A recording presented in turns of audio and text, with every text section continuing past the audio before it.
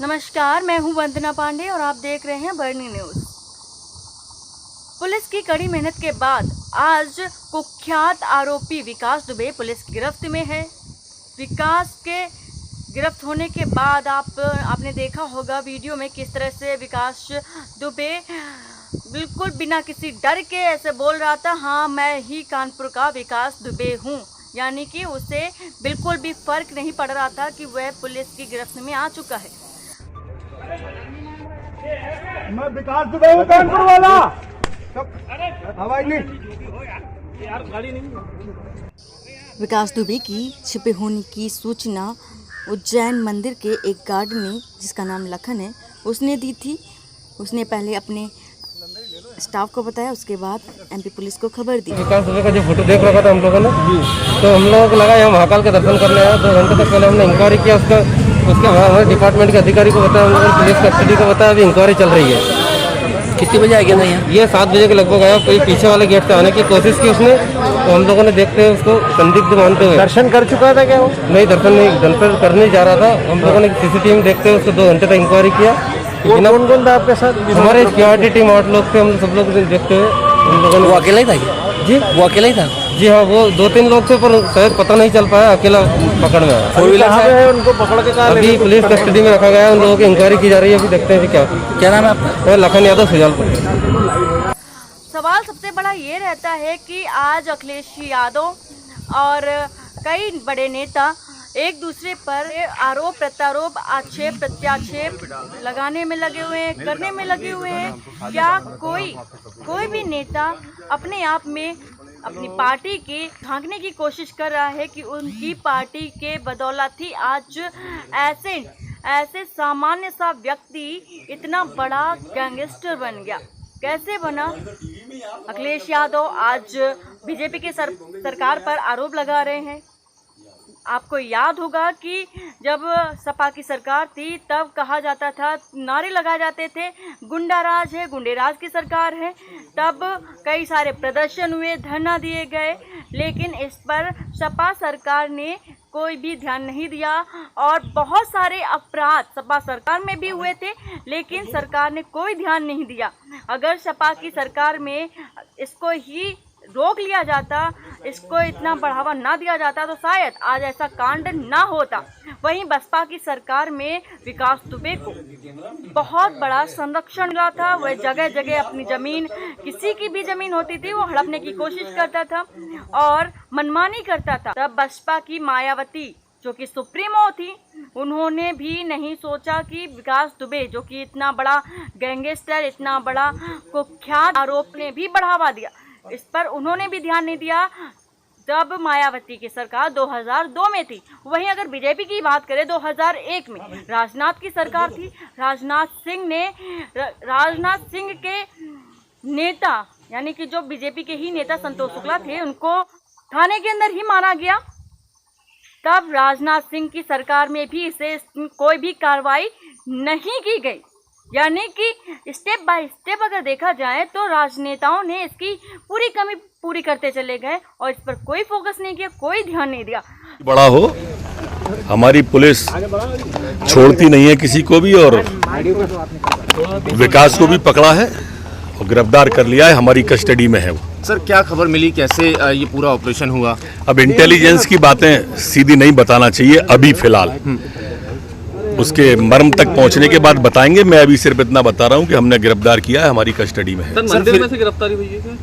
मंदिर के बाहर अंदर उसको न लाए मंदिर को बीच में, पर उज्जैन में गिरफ्तारी हुई। सर, ये भी बताया जा रहा है कि कुछ पुजारी या कुछ लोगों ने उसका चेहरा पहचाना, उसके बाद पुलिस को इन्फॉर्म किया, या पुलिस ने सीधे इंटेलिजेंस की बात भी बताएंगे, पहले हमको मर्म तक आने दो, बाकी की चीजों को पता करने दो।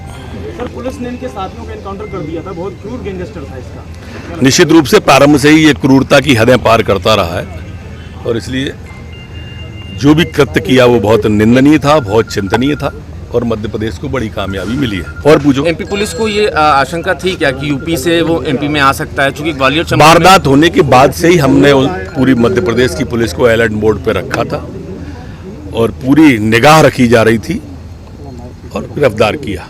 ठीक है सर, एक मिनट सर, मध्य साथ ही अगर बात करें पुलिस टीम की को संरक्षण देने के लिए 1 बाय 1 करके, चाहे वो खाकी की सह पर वो काम करता रहा, खादी की सह पर काम करता रहा, उस पर रोक टोक कभी किसी ने नहीं लगाई। अगर रोक लगा ली जाती तो शायद आज इतना बड़ा कांड न हुआ होता। अगर हम बात ऋचा दुबे की करें तो आज सिर्फ ऋचा दुबे को एक अपराधी की बीवी के तौर पर देखा जा रहा है, एक अपराधी का साथ देने वाली महिला के तौर पर देखा जा रहा है।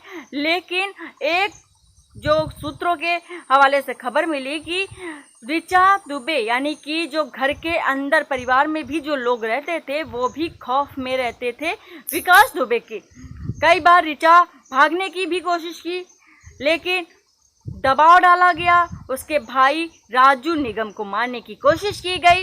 ऋचा ने अपनी सारी संपत्ति अपने राजू भाई के नाम कर दी थी जिससे कि उस पर कोई दबाव न डाला जाए, लेकिन फिर भी उस पर दबाव डाला गया, मारने की कोशिश की गई। ऋचा जगह जगह रह चुकी हैं, विकास दुबे से दूर रह चुकी हैं, लेकिन उस पर प्रेशर डालने की वजह से ऋचा दुबे को आना पड़ा और ना चाहते हुए भी ऋचा ने अपने हस्बैंड, अपने पति का साथ दिया।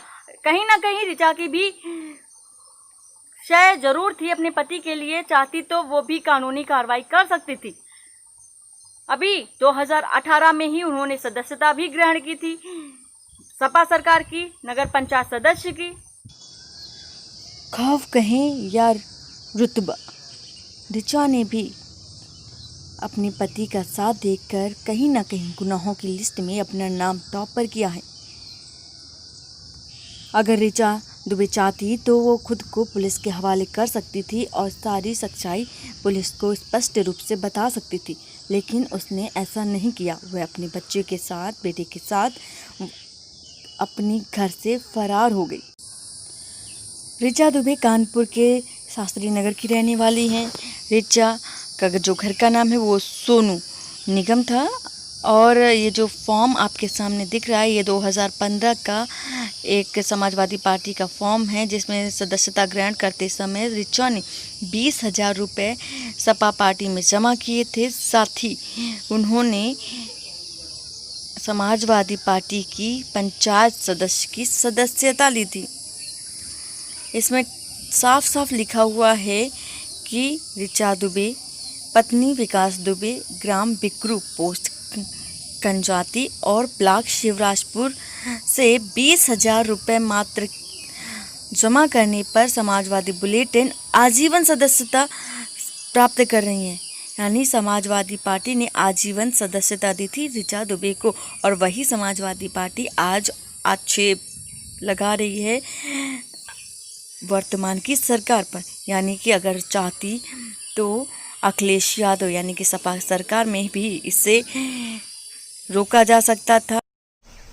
लेकिन वो वहां तक पहुंचा कैसे जब सारे बॉर्डर सील हैं? कल तक कहा जा रहा था कि वो फरीदाबाद में देखा जा रहा है, आज वो उज्जैन पहुंचा गया जब सारे बॉर्डर सील है, तो वो क्यों पहुंचा?